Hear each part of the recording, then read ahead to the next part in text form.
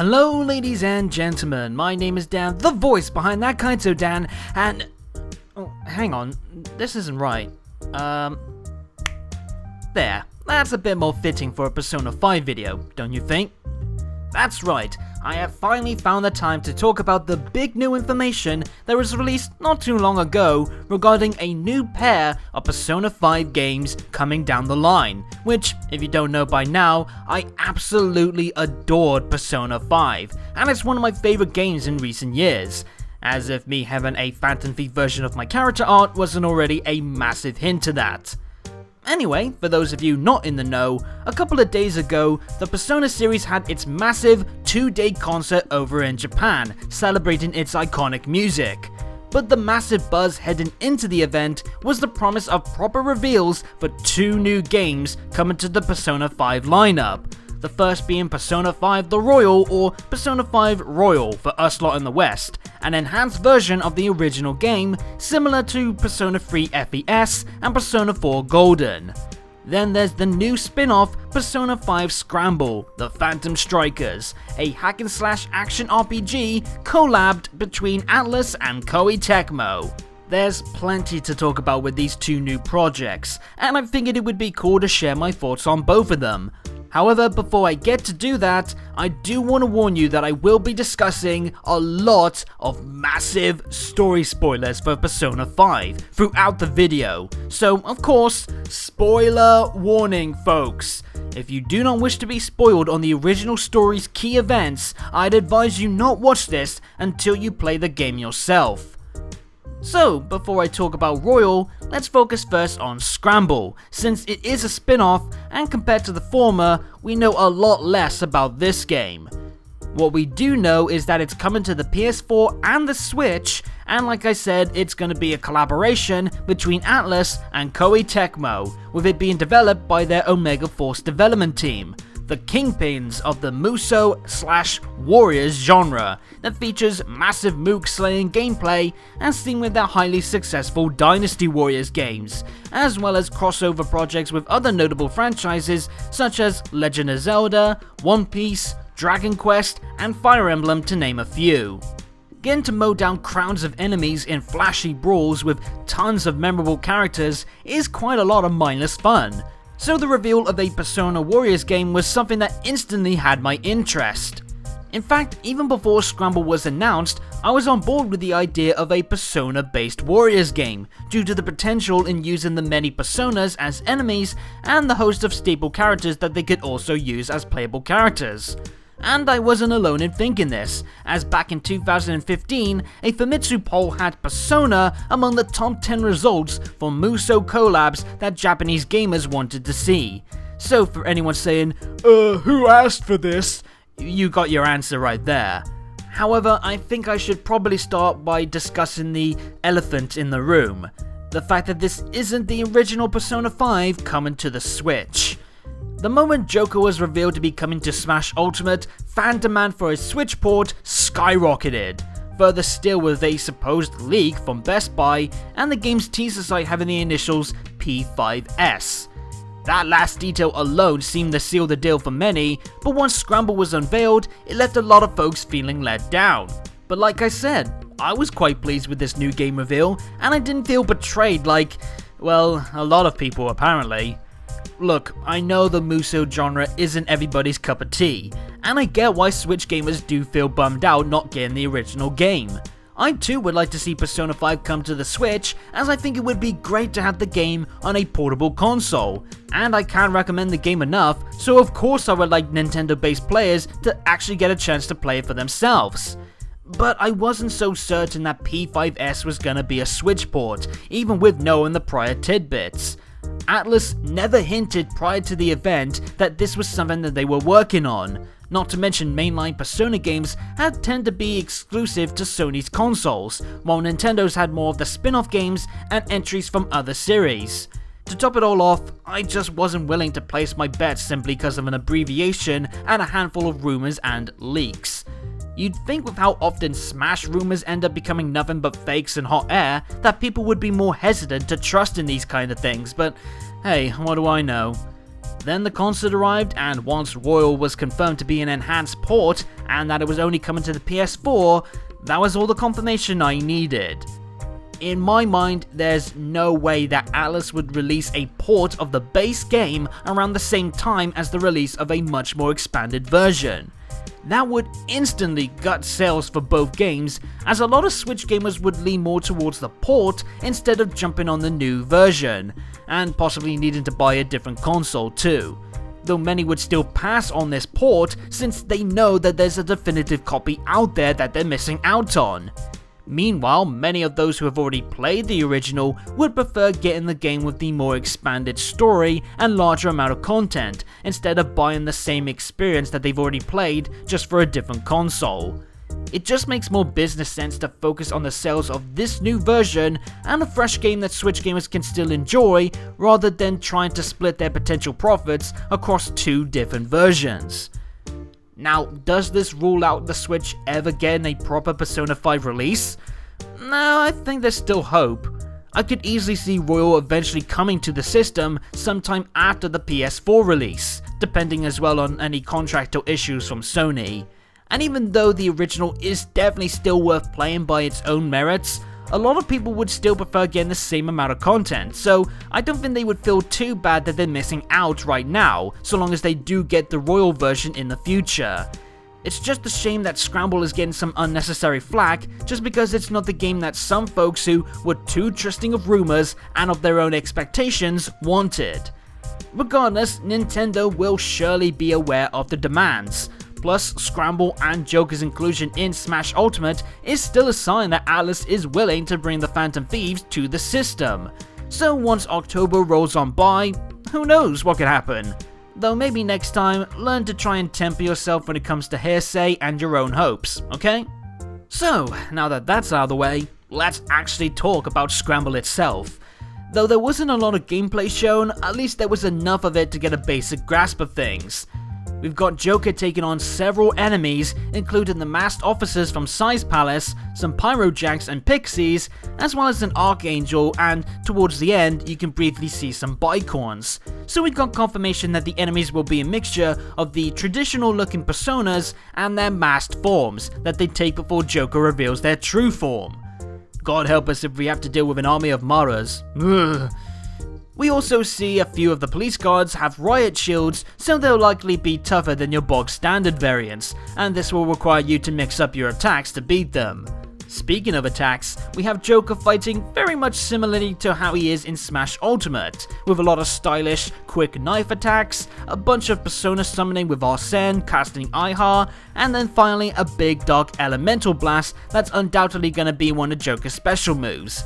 And all of this looks really damn good. The iconic flashy style of P5 was something that really helped the game stand out and grab people's attention, and I'm glad to see that Koei Tecmo has already managed to capture that same visual flair fantastically well, with the attack streaks and blood splats on the screen. Plus, that rocking remix of Blooming Villain is a tasty sample of what I assume will be more kick-ass new spins on the already incredible P5 OST that will really make the battles have that extra punch. There are a few details that I'm curious about though, and keeping on the topic of the gameplay, it looks like that we can jump on top of things for some elevation, something that I don't think is usually seen in Warriors games, so perhaps there's some unique moves depending on our altitude or where we strike from. Also, since every crossover Warriors game does its best to incorporate elements from the other franchise to really make it feel like a fusion of the two, it looks like we're going to be seeing type strengths and weaknesses in this game much like in Persona 5, as we see the weak graphic pop up during the Ihar blast, which I'm glad to see as this should force the player to require more strategy when dealing with certain mooks or bosses. But what about gameplay off the battlefield? Well, Fire Emblem Warriors incorporated the original support system that allowed for some multiverse interaction with the characters, and since Persona 5 had their own social bonding mechanic with confidants, I would like to see something like that come back, where perhaps depending on reaching certain goals or completing missions with other characters on your side, you get to unlock special cutscenes where the characters mingle for some juicy fan service, and maybe some kind of in-game stat boost or unlockables. Also, since Scramble is being advertised as an action RPG, I expect the RPG side will be focused on raising the stats of your Persona and Phantom Thief, through something similar perhaps to the various Velvet Room fusion mechanics. Maybe defeating a certain amount of Jack Frost can let you boost use case ice-based moves, or defeating enough enemies with a gun can raise the character's ranged fire damage. Finally, let's talk about the roster. So obviously all of the known Phantom Thieves will be playable, hopefully including a playable Futaba. Sure, she didn't get her hands dirty in the original, but Persona 4 Arena Ultimax did make Rise into a fighter, despite being the team's navigator. And I could easily picture Necronomicon using its many tentacles and some lasers to wipe out enemy swarms. Beyond the main group, past Warrior collabs have also featured some original characters as fighters too, so I would be shocked if this new girl with the odd hair isn't playable in some way, especially if we're going to be focusing on her in the story mode. However, there is the issue that compared to other Warrior collabs, the potential roster is actually quite thin. You got the Phantom Thieves, plus Akechi no doubt, and then you got the new girl, and then perhaps the pair of Caroline and Justine, since we know they can use a Persona 2. But that's still a small amount of playable options compared to past crossovers, which leads me to believe that even though the game is titled Persona 5 Scramble, we could see other characters from Persona 3 and 4 coming in for some non-story related modes, with maybe the new girl from Royal included too.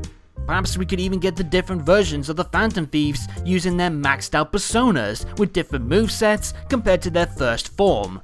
It all depends really on how Koei Tecmo plan on stacking the roster to make it deep and varied enough so there's something for everyone.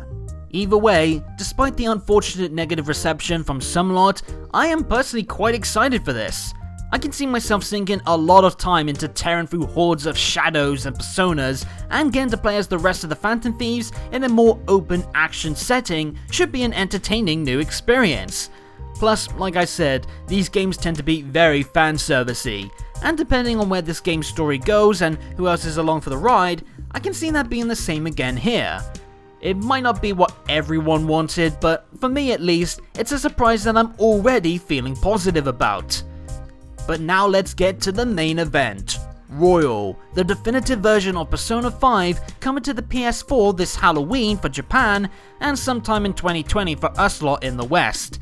To which I'll say, oh boy, is it gonna be a nightmare dodging spoilers for that long. I hope we don't have to wait too long, especially since Atlus clearly know that spoiler dodging for Persona games isn't exactly fun for us lot. But of course, localization can take a while, especially with all this new material and voice work that's needed. My guess is perhaps a January release, or heck, maybe it's second time the charm for trying to release Persona 5 on Valentine's Day. But again, I just hope it's not too long a struggle to try and stay spoiler free. Anyway, after all the teasers and announcements for announcements, Royal finally got its big blowout introduction. And there's a lot to chew through, so let's dive in first with talking about our new girl, Kasumi Yoshikawa. Much like Persona 4 getting the poem-spewing Tsundere Marie for its enhanced version, P5 also has a new key character introduced that will play some major role in the new spin on the story. So yeah, sorry for those of you that were hoping for a female protagonist option, maybe next time. Kasumi is a first year student transferring to Shujin around the same time as Joker, and she's also a highly skilled rhythmic gymnast, as seen with this brief scene of her dancing gracefully at what looks to be some sort of student gathering. What's interesting about Kasumi though is she's actually going to be a new Phantom Thief member, even though her comments in the initial teaser for the game highlighted that she's rather conflicted about the group and their actions. The redhead admires the Phantom Thieves, or more accurately, admires Joker, but she also believes that people should solve their problems by their own power, instead of relying on others. And apparently, she eventually joins the group, but with her own reasons, rather than looking to change the hearts of corrupt adults.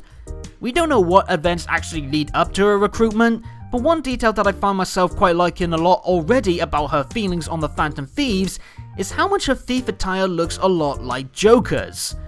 It mixes her dancing background through her leotard and stylish mask with a coat and red gloves similar to that of Joker's, which I think looks pretty cool, and it could be a physical sign of Kasumi's bond with Joker by that point in the game, and a somewhat acceptance of the group's methods, her passion and her beliefs merging with that of the Phantom Thieves, even if she does still have her own motivations separate from the rest.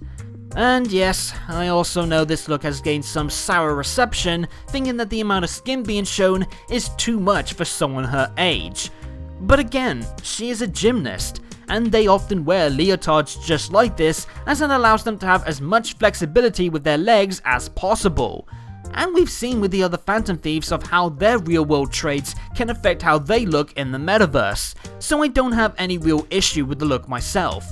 Combat wise, Kasumi uses rapiers and some kind of shotgun, and we see her HP and SP are rather low compared to everyone else, so perhaps she excels at physical attacks and ranged fire. One other big thing of note, we don't know her persona or even her arcana. It's possible that Kasumi could have the Aeon card, much like Marie did in Golden, or a brand new arcana altogether. It's hard to say at the moment. Same attitude towards her possible persona. We got no clue as to what it could be from the trailer or release screenshots, but one idea that was thrown my way by Cabalan Striker on Twitter is that she could get Calamity Jane, the Daredevil Wild West legend that has a similar gun to Kasumi's, and if I'm correct, the name Jane did come up in Joker's Smash data files, so maybe that was a sly reference to the new girl. In terms of new scenes with Kasumi involved, the most mystifying one is this scene in the middle of Shibuya, which looks to be just after we defeated Yaldabaoth, and the gang have split up before Joker's meeting with Sai. However, this time around, everyone around Joker freezes in place, much like the opening moments of the game, and a screen behind him turns on with Kasumi talking about having stolen their dreams. What does she mean by that? Well, I got one idea, but I'm gonna save that for a little bit later where it fits more accurately. Still, this at least looks to be where Kasumi's main involvement in the story goes into full effect. But we see in other shots that we will still have interactions with Kasumi throughout the game in other instances, so we can form a connection with her before all these major events transpire. There's a moment with Kasumi and Joker during what looks to be a school sports team pep rally that Makoto is leading, as well as an altercation with a stranger, another meeting in the street that's animated, which could mean that it's an important moment in the story, and there's also a moment at the school during lunchtime where we could see she could probably give us a run for our money in terms of the Big Burger Challenge. We can also guess that her Persona summoning event could take place during the winter period, as this one-shot has familiar Persona summoning flames appear in front of Kasumi, who looks to be wearing some cold weather clothing. As for when she'll officially join the group as a Phantom Thief, we have this one shot where the team are about to head into Mementos, likely being Kasumi's introduction to the place, and by this point, Haru has already joined, so it's definitely towards the later half of the game. And yet there's no Akechi, which is interesting as we see in another shot, Kasumi is taking on some shadows in the casino palace, and by that point, Akechi has already joined the team. So unless there's now separate memento strips for Kasumi and Akechi, does this mean that the memento shot is before or after Akechi's time as a teammate? And since we brought up the pancake-loving detective himself, let's talk about this scene where Joker, Kasumi and Akechi are all hanging out together, fittingly enough at a cafe selling pastries. The initial teaser for Royal had Akechi questioning Kasumi about her opinions on the Phantom Thieves, suggesting that Akechi could be just as vital to Kasumi's story as Joker is, possibly creating a three-way conflict, with Akechi representing chaos due to his psychotic-inducing powers, Joker and the other Phantom Thieves representing law against corrupt adults, and Kasumi, the individual who likes the lawful actions of the Phantom Thieves, but not so much their potentially chaotic methods of doing so, will be the neutral party.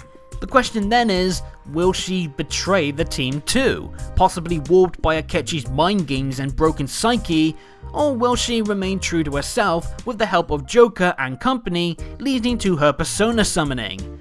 And what if there's a higher power that's manipulating her too, like Yaldabaoth did with Akechi? If so, this other figure could be our true final boss, and they may have something to do with the whole stealing dreams thing that I still need to address later on. And since we have Akechi in the spotlight, I have to wonder if Akechi's story will play out the same way in this game. I mean, the opening shot has dialogue that isn't the same as the scene where Joker fakes his death and Akechi's ploy is revealed, and in a later shot showcasing the group escaping from what looks to be a brand new palace, there's a blink and you'll miss it moment where Akechi's true metaverse attire can be briefly seen inside the Mona car. So I think it's quite possible that Akechi could be saved from his self-sacrifice moment if this is still on Shido's ship. Or maybe we bump into him again at this new palace. Even so, I doubt we'll have him in the team again afterwards, given all the bad things he's done, and he'll likely go off on his own to try and live his own life again without the whole Shido stuff going on. Regardless, this quaint looking tea time gathering may look innocent, but the fact that Akechi's there and is the three most important characters in this game altogether has me unsettled.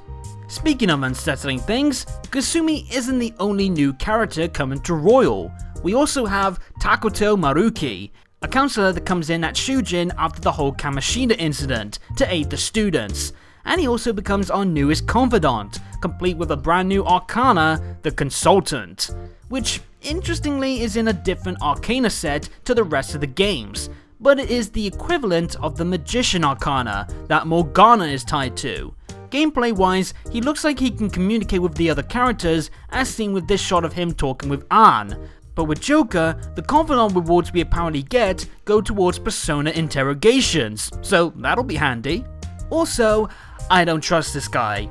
At all. Not only does he look like Aizen from Bleach, but he's employed by the school, which has ties back to Shido, and he's also able to talk with most of the Phantom Thieves, and there's the fact that he's introduced alongside Kasumi, which makes it feel like he's a lot more important than just another confidant being thrown in for the sake of this being a new version. If he was shown in a later trailer going over all of the new content, I would feel less inclined to think that there's something more to this guy. But the fact that he's shown alongside this version's primary new figure, it just raises some warning flags. Maybe he's gonna play some kind of role in Kasumi's story, or maybe he has ties to the true big bad, or maybe I'm just wrong and he's a somewhat shifty looking counselor. But for now, I'm definitely gonna be cautious around this guy. But it's not just new faces we're dealing with, we also got new places too, as the trailer revealed a new location that we can visit, Kichijoji, which, according to my research, is a rather popular commercial area that Japanese youths like to hang out and visit at, kinda like Shibuya with many shops and restaurants but in a more condensed area, which looks to be captured pretty accurately here in Royal. Though interestingly, we could technically explore Kichijoji in the original game, as that's where Inokashira Park is, where several small confidant scenes take place. Of note in this main area, it looks like we'll have more of the usual item shops and whatnot, plus there will also be where we get this new shrine and aquarium locations being based at. But there's also a shop with a shirt icon on the map, which could be where we can buy some outfits for customization, a feature that was included in Persona 4 Golden that could make its return here in Royal outside of the DLC outfits. But the biggest spot of interest is this place called Penguin Sniper, a new hangout spot for Joker and the Phantom Thieves that has darts and pool games, which I think could be a way to boost up the party's confidant rank as a unit, or another place to boost Joker's personal stats on top of just getting some more chances to see the gang interact with each other like normal kids, which I'm all for, as we didn't really get that many moments where the group got to act like your typical bunch of friends in between palaces and school stuff, and having lighter interactions on the side is something that I would definitely appreciate. Still, the regular timetable was very tight and busy, making for some hard time trying to balance doing palaces, confidants, stat boosting and school in just 2 semesters. Thankfully though, Royal is going to be finishing off the school year by having the 3rd semester that was glossed over in the original, which is a massive relief, as I couldn't imagine how to schedule all the stuff that I just listed before with all this new extra content if it was just going to be the 2 semesters. That does raise an interesting question though. Since the start of the 3rd semester began with us being locked up in jail, will that sequence still happen? Well, it doesn't look like it, as a trip to the previously mentioned shrine shows the gang celebrating New Year's, something that we kind of missed out on during last time. So it seems that Royal's story will definitely change a lot about the original final events, with Kasumi's arc no doubt taking center stage during this time, and also opening the floor for some more time to explore the rest of the new content. Hopefully as well giving characters like Haru given more chance at screen time, as I am one of many who felt she got a bad deal in terms of screen time, being sandwiched between the spat with Ryuji and Morgana, Akechi's inclusion in the team, and then the lead into fighting Shido. And since I'm discussing the endgame content, let's now finally go back and discuss Kasumi's stuff with the TV and her talking about stealing their dreams. My speculation is that the final act of the game will be involving a corrupted and captured Kasumi, and whatever possible true boss is behind her actions. But where Yaldabaoth sought to create a world without desires, rendering humanity complacent and aimless, I think this time the world is going to get warped to where everyone's desires, their dreams and aspirations become true, without hardship or suffering. Why do I think that? Because of 2 extremely strange and striking images that were released alongside the trailer. The first one has Futaba and Sojiro at LeBlanc having a meal with a woman who looks a lot like Futaba's mother, Wakaba, who by the start of the game has long since died as a result of a mental shutdown thanks to Akechi. As if this image wasn't surprising enough, another screen cap has Joker in his bedroom talking to a strange man, who it turns out is actually Morgana, since he has similar coloured hair and eyes, a gold chain akin to his bandana, and he talks just like him, even mentioning Lady Ann. Both of these images feature something that isn't possible in the normal P5 world, even in the metaverse as well. But perhaps in this dream world, Futaba, Morgana, and possibly even the rest of the Phantom Thieves are being shown their dreams come true as a way to try and stop them from defying the true enemy. And it's up to Joker to convince his friends that this isn't the real world, and that it's not right to have these desires come true by shady means, especially at the cost of the world. Something that goes in line with Kasumi's beliefs of achieving your goals and fixing your problems by your own hands, not through the actions of others. Beyond that, we got some changes to palaces and the boss fights, with new sequences featuring the now Smash approved grapple hook, which can lead to some areas with some strange mystery items. And the fight against Kamoshida now has Mishima involved somehow, so that'll be interesting to see what happens there and how other boss fights are affected. We also see Futaba finally has her own all-out attack animation, though we sadly don't see her end card, but at least she can actually do more than healing and stab buffs. Plus, partner attacks are a thing again, as seen with Haru and Morgana's explosive van attack, and Ryuji teaming up with Makoto for some slugging and Fist of the North Star bashing. Hopefully we'll get to see more unique pair-ups and some really insane attacks. There's also a scene with Caroline and Justine at Destinyland, which could be wild just seeing those two interact in the real world, possibly as new events to their confidant. And finally, you got new character art, new hangouts, new enemy types, and other little things on top of everything else that pretty much just says, yeah, this is gonna be a boatload of new content for an already jam-packed gem of a game. Like I said before, I love Persona 5 a ton, and the original will always have a place among my faves, regardless of what this new package brings. Saying that, a second serving of all that juicy Phantom Thief goodness with some extra scoops of content is definitely fine by me. Will the new story material be just as good as the originals? It definitely looks promising so far, that's for damn sure. But of course there is going to be that fear that the changes to the narrative could cause more harm than good, as that was an issue that many had with Persona 4 Golden. But I hold enough faith that Atlus can learn from those bumps and make sure that this revamp fits in much nicer without much issue. Overall, this was quite the reveal, and it already has me licking my lips for another adventure with these characters and this world that I love a great deal already. Will it match or better my experience with the original? We'll have to wait and see. But so far, consider me hooked again. And fingers crossed we get some more moments to treasure coming very, very soon. 2020 can't get here soon enough. But these are just my thoughts. What about you? Were you positive or negative about Scramble, and why? Is there more that you would like to see for Royal, and is this going to be your first time playing Persona 5, or are you coming back for more like me? Let me know in the comments down below, and while you're at it, hit the subscribe and bell buttons to make sure you get every new video from me as they drop. And follow me on Twitter at ThatKaitoDan for updates on future content and more. But until next time, have a good day or good night, and peace out.